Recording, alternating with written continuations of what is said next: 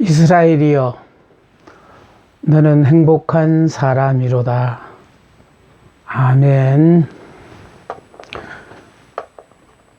우리들이 늘 가까이서 대하는 성화입니다.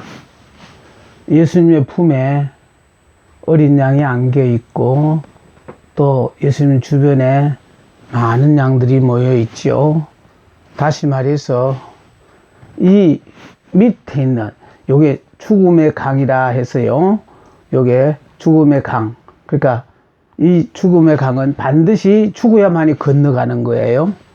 다시 말해서 육의 사람이 죽어야만이 이렇게 영의 사람이 되고, 영의 사람이 영이 죽을 때 이렇게 육의 사람이 된다 이 말이에요. 예, 그래서 시몬이 나름대로 나는 똑똑하다, 수제자다 하고 앞서 설칠 때는 이 밑에 있는 양이에요. 그런데 나중에 성령을 받고 자신의 부족함을 깨달았을 때 이렇게 예수님의 품에 안기는 요 어린 양이 되었어요.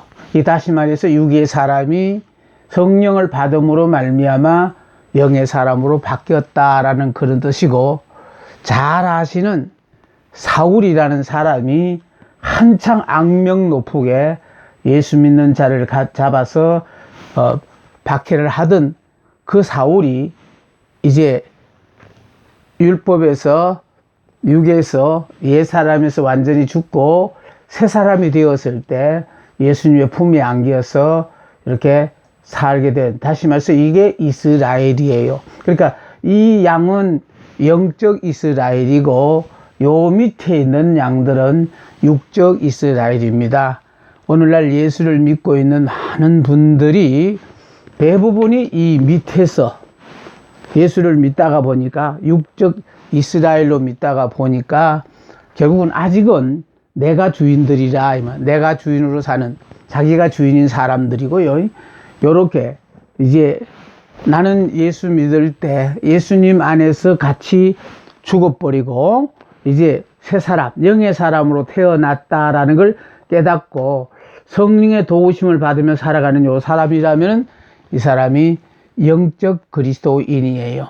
다시 말해서 이스라엘이여, 너는 행복한 사람이로다 라는 말은 이 사람은 육적 이스라엘이니까 내가 생각하기에, 사람들이 보기에 행복한 사람이라다 생각하는 사람들이고요.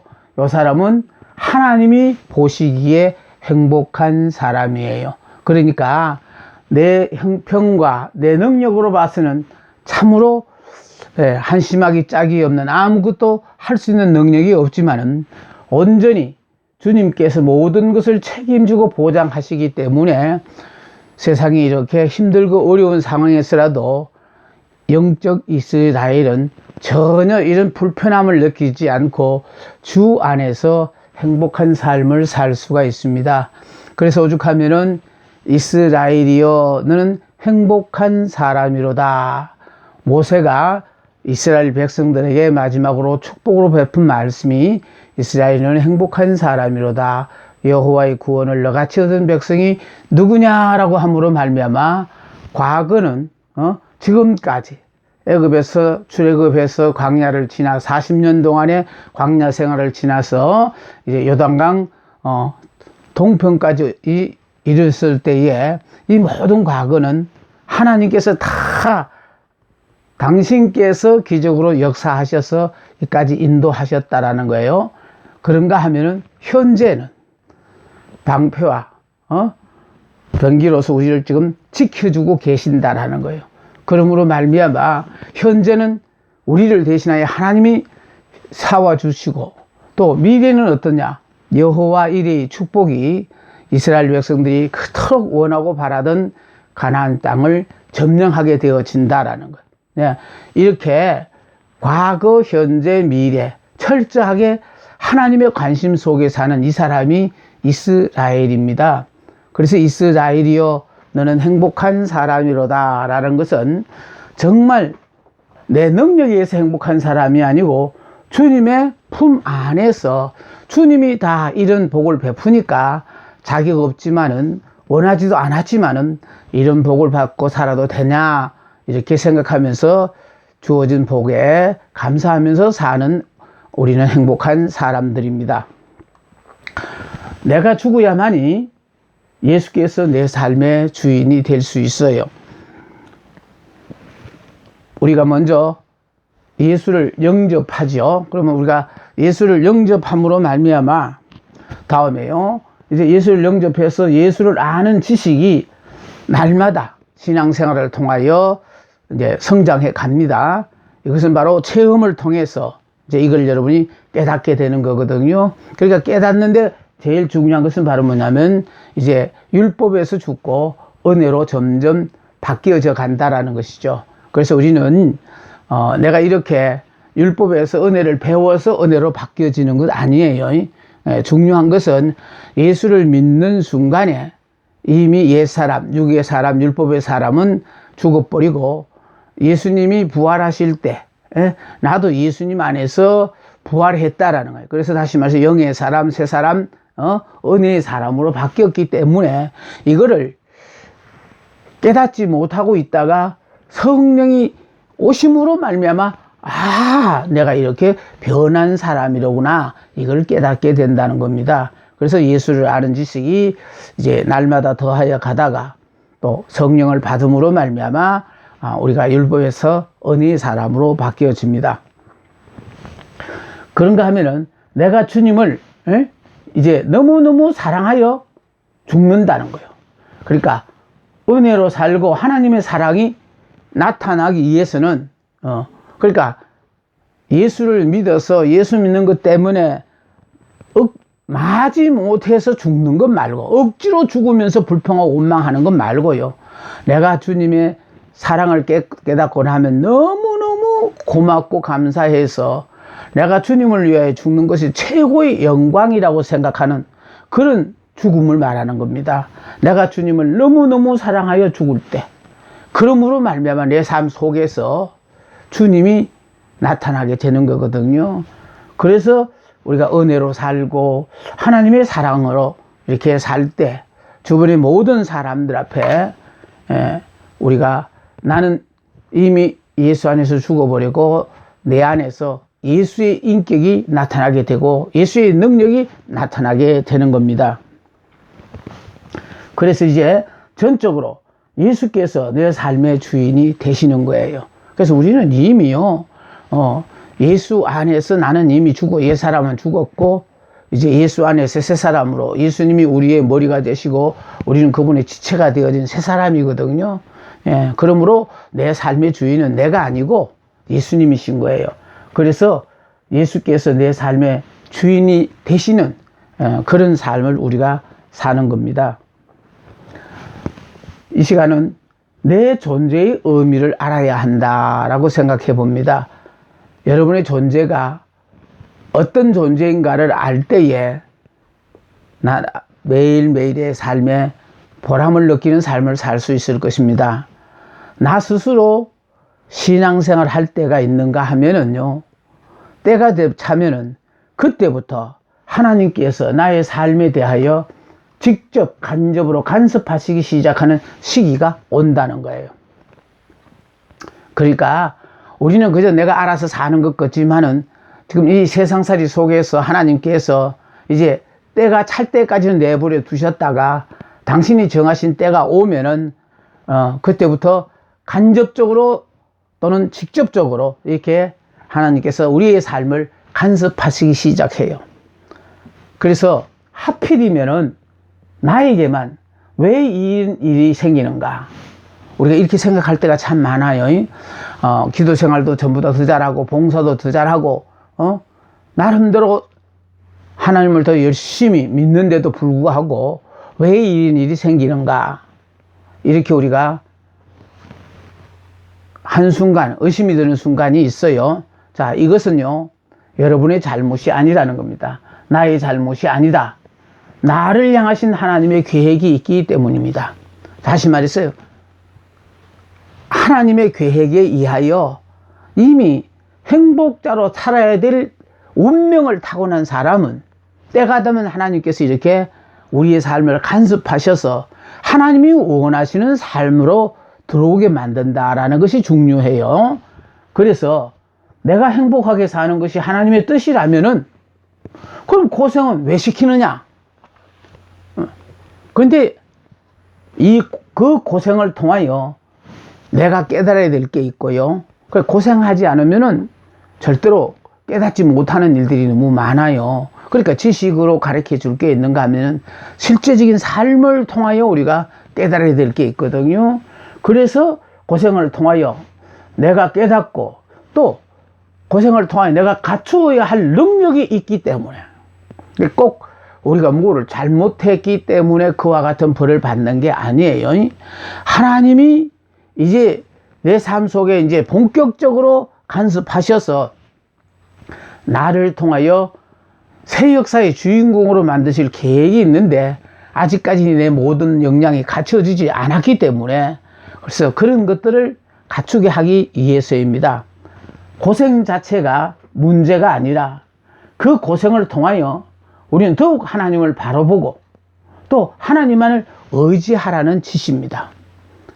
이렇게 힘들고 어려운 상황이 주어지면요, 불신자에게는 예수를 믿을 수 있는 기회를 지금 부여하신 거고요. 또 신자들에게는 현재까지 내 신앙생활이 지식적으로 믿는 신앙인지 아니면 정말 내가 삶을 통하여 하나님을 머리로 인정하는 영적 이스라엘로서의 삶인지를 지금 하나님이 점검해 보라고 이 어렵고 힘든 상황도 하나님이 허락하신 거예요. 하나님은 우리를 환경을 통하여 가르치시기도 하시고 또 사람을 통하여, 그러니까 어떤 사람을 보고 왜 저 사람 저렇게 살지 그걸로 그냥 보는 걸로 끝나지 말고요. 아, 저 사람을 통하여 내가 지금 무엇을 깨달아야 하는가, 잘한 모습을 볼 때는 아, 나도 저렇게 본받아야 되겠고, 그런 잘못된 모습을 우리에게 보여줄 때는 아, 저런 거는 은혜가 되지 않으니까 하지 말아야 되겠고, 기타 이런 많은 것들을 우리에게 깨닫게 하시는 거거든요. 그래서 사람을 통하여 우리에게 깨닫게 해주셔요. 정말 세계적으로 유명한 사람을 우리가 탁 만나게 되어질 때 나도 저와 같이 세계적으로 유명한 사람이 되어야 되겠다, 뭐 이런 여러분의 생각을 갖게 하게 해요. 사람을 통하여 깨닫게 하시고 또 말씀을 통하여 하나님은 당신의 뜻을 나타내시기를 원하시는 거예요. 네. 그래서요, 우리에게 주어지는 어떤 일이든지 간에 우연이라는 건 없다는 거예요. 이 모든 것이 다 필연이라는 거예요. 네. 안 믿는 사람은 그것을 우연으로 생각하지만 믿는 사람은 그는 필연으로 하나님이 그 과정이 필요하여 나에게 의도적으로 허락하셨다는 것. 그렇다면 그 과정을 통하여 내가 깨달아야 되고 갖춰야 될 게 무엇인가를 그걸 갖다가 여러분이 이제 생각하면서 정말 하나님이 원하시는 사람으로 더욱더 하나님만을 의지하는 그런 믿음의 사람으로 성장해 가야 하는 겁니다. 내가 역사의 주인공이기 때문에 나 깨달으라고, 주인공이기 때문에 나 깨달으라고 주신 문제들이에요. 예, 그렇게 현재 주어진 모든 문제 가볍게 느끼지 마시고 이 문제를 통하여 나는 무엇을 깨닫는가. 저는 이렇게 모두가 힘들어하는 이 시기에 제 나름대로 믿는 게 하나 있다면요, 과거에 모두가 힘들어하는 그 IMF 시기에 저는 정말 IMF가 뭔지도 모를 정도로 그 고통이라는 걸 모르고 쉽게 그 모든 과정을 통과했던 사람이에요. 그러면 그때 잘 살았기 때문에 그러냐? 절대로 그렇지 않습니다. 그때 역시 힘들었지만은 하나님께서 그 과정을 지나오실 때에 은혜를 주셔서 그걸 고통스럽다 생각하지 않고 그 과정을 통과하고 나니까 세상에 나로서는 상상하지 못할 기가 막힌 축복의 주인공으로 내가 바뀌어 있는 것을 발견했을 때에 아, 환경과 상관없이 하나님의 품 안에 안겨 있는 영적 이스라엘, 예수님의 품에 안겨 있는 어린 양은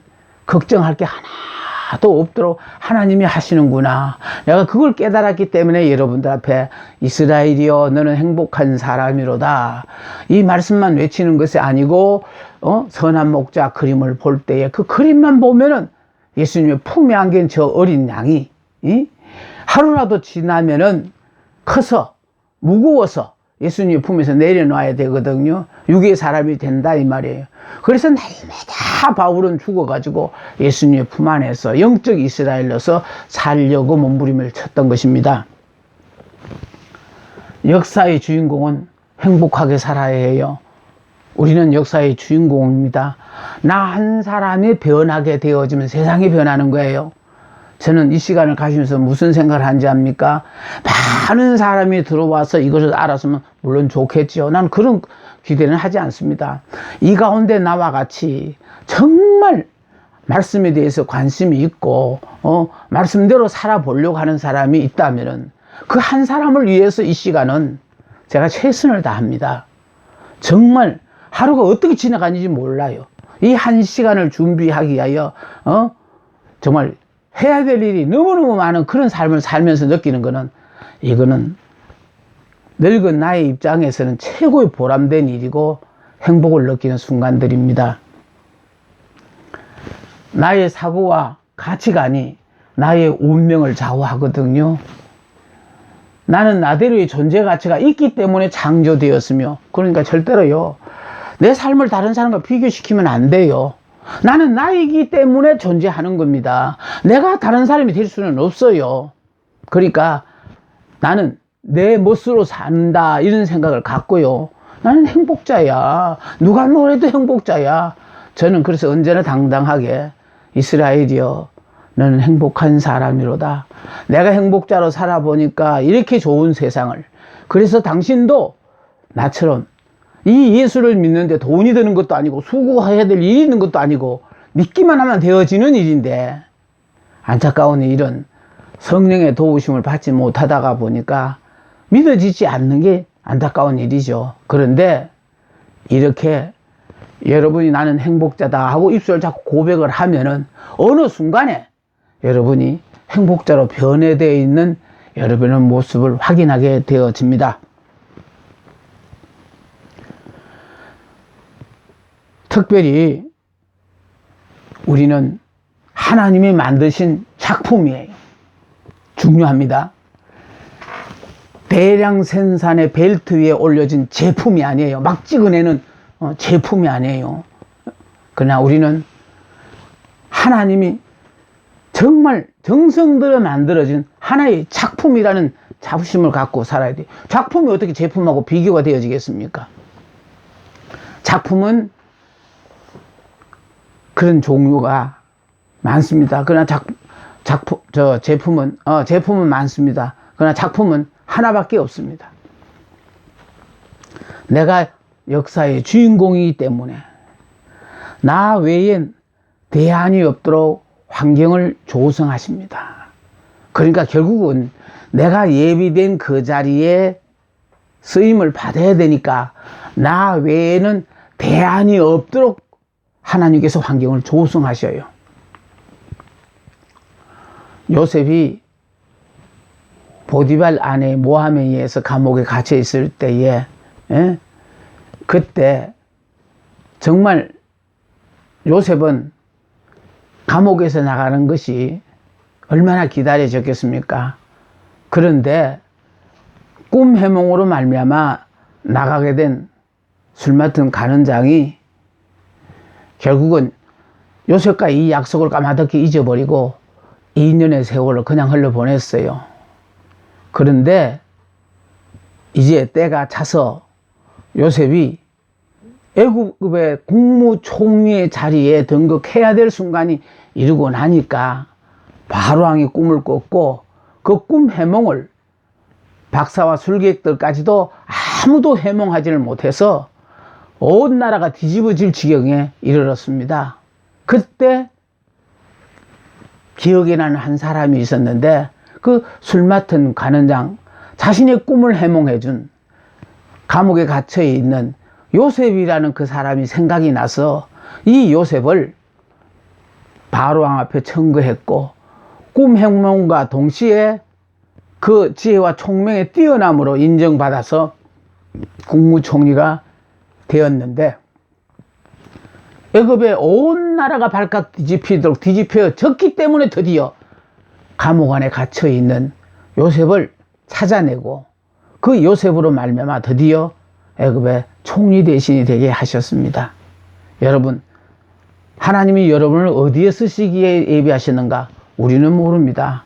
그러나 주어진 그 상황에서 매일 감사하며 정말 이렇게 우리가 행복하게 살다가 보면은 때가 차면은 바짝 들어서 감옥 안에 있는 요셉을 들어서 애굽 왕궁으로 옮기듯이 이런 놀라운 역사가 하나님 안에서는 나를 향하신 계획이 있다는 것입니다. 그러니까 절대로 다른 사람과 비교해 좌절하고 낙담하지 마시고, 그 사람은 그 사람대로 사는 거고 나는 내 나름에 사는 길인데, 분명히 역사는 하나님이 주관하신다는 거, 세상에 많은 사람들이 여론이 나를 세우는 것이 아니라 하나님께서 그때 그 순간을 위하여 나를 이 세상에 존재케 하셨고, 지금까지 모든 과정을 통하여 하나님이 원하시는 작품으로 우리를 만들어가고 계시기 때문에 나 외에는 대안이 없다라는 그런 자부심을 갖고 우리는 살아야 합니다.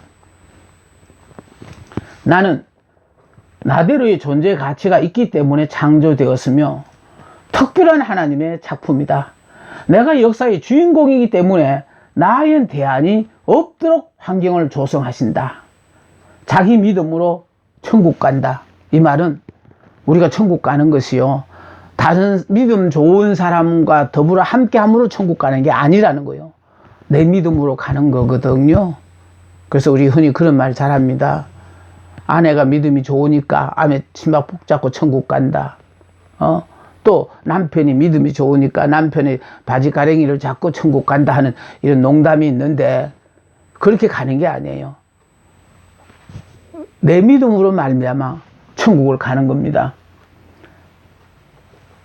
남편의 믿음이 아무리 좋아도 나에게 좋은 영향을 끼칠 수는 있어도 나의 믿음이 아니다.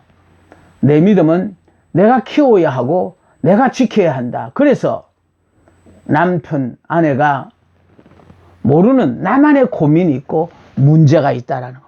그러니까 결국은요, 같이 살아도 내 나만의 고민이 있다라는 거예요. 남편이 몰라주는 나만의 고민, 아내가 모르는 나만의 고민이 우리 모두에게 있다라는 거예요. 그건 왜 그러냐 하니까, 결국은 하나님은 1대1이라는 말을 내가 자주 하는 이유는요, 하나님과 우리의 관계는 하나님과 나와 1대1이에요. 그러니까 그 사람에게만 일러줘요. 나에게 하는 말을 남편에게 해야 될 말을 아내에게 해가지고 들려주는 게 아니고 나에게 직접 하나님이 하시니까.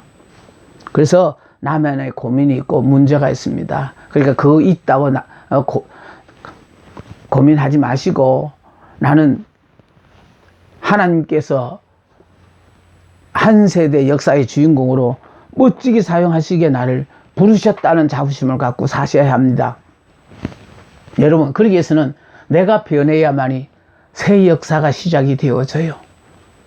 자, 그러니까 결국은 다 변했는데 내가 안 변했기 때문에 전혀 변하지 않는 거예요. 그런데 나만 변하면요, 어제의 그 상황인데도 완전히 세상이 새로워져 보이거든요. 그래서 모든 문제는 환경에 있지 않습니다. 사람에게 있어요. 그래서 천지 모든 만물을 다 창조해 놓고 사람을 창조한 것이, 그게 창조의 클라이막스를 한 이유는 그 사람 하나 때문에 그 모든 게 있었다는 거거든요. 그래서 모든 문제는 환경에 있지 않고 사람에게 있습니다. 그것도 다른 사람에게 있는 것이 아니라 나에게 있다라는 거예요. 왜 나에게 있느냐? 내가 역사의 주인공인데 내가 이걸 깨닫지 못하고 남이 이룩한 그 역사에 내가 동참자가 되고 하려고 하니까 하나님은 그거 아니다라는 거예요. 홍수 심판을 앞두고도 노아에게만 홍수 심판을 일러주시고 방주를 만들게 하셨고, 그래서 홍수 심판이 임했을 때 다른 사람들은 다 죽고 노아의 가족들만 구원받은 이유는 노아의 가족들만 구원하시기 위한 하나님의 계획이었기 때문에, 그래서 노아가요, 세상의 시조가 되어집니다. 내가 변하기 위해서는 내 마음이 변해야 해요. 이 마음이 변해야 된다고요. 그래서 내 마음이 변해야 하는데, 내 마음이 변하기 위해서는 이 마음을 움직이는 주인이 바뀌어야 한다라는 거. 그러니까 이 마음을 움직이는 주인이 바뀌는데, 주인이 바뀐다는 건 바로 뭐냐? 율법으로 사는 나는 죽고 은혜로 사는 예수님이 나의 머리가 되는. 다시 말해서 이제는 내가 사는 것이 아니고 내 안에 예수님이 사시니까 예수님이 나의 머리가 되시고 나는 그분의 지체로 산다, 그 말이에요. 율법으로 사는 나는 죽고 은혜로 사는 예수가 내 삶의 주인이 돼야 된다는 거예요. 자, 그런가 하면은 기독교의 복음은 새 사람이 되는 것이거든요. 변하여 새 사람 되는 거 아니에요. 죽고 완전히 예수 안에서 새로운 사람으로 태어났다라는 게 중요해요. 많은 사람들이요, 이렇게 변하는 것 자체를 기대하는데 변해가 되는 거 아닙니다. 그건 옛 사람이에요. 완전히 죽어버렸어요. 그러니까 이전 것은 지나갔으니 보라 새 것이 되었도다. 완전히 새로운 작품이에요. 왜? 지금까지는 내가 내 삶의 주인이었잖아요. 옛사람, 육의 사람, 율법의 사람이었는데 이제 예수를 믿음으로 말미암아 예수님 십자가를 지고 죽으실 때 나도 십자가 안에서 죽고 예수님 부활하실 때 나도 예수님 안에서 부활을 했기 때문에, 그래서 그런 어려움을 우리가 느끼지 못하는 가운데 살아가는 거거든요.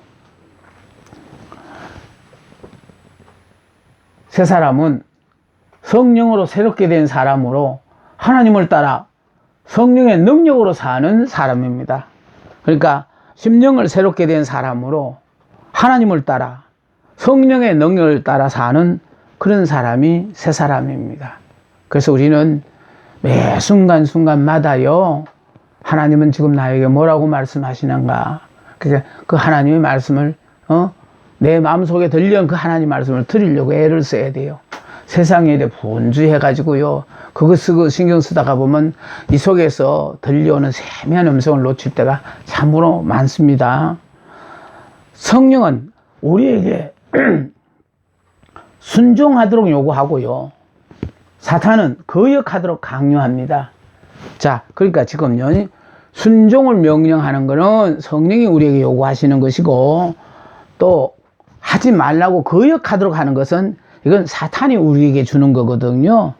그러므로 마음에 주의 영이 거하는 사람은 성령이 이 속에 함께 하심으로 말미암아 새 영, 새 마음만이 이제 새 사람이 될 수 있으니까 우리는 완전히요, 옛 생각, 옛 사람은 이미 예수 안에서 나는 죽고 예수 안에서 새 사람으로 태어난 사람이다 라는 것을 꼭 기억하시고 성령이 인도하시는 대로 사는 우리들이 되어야 합니다.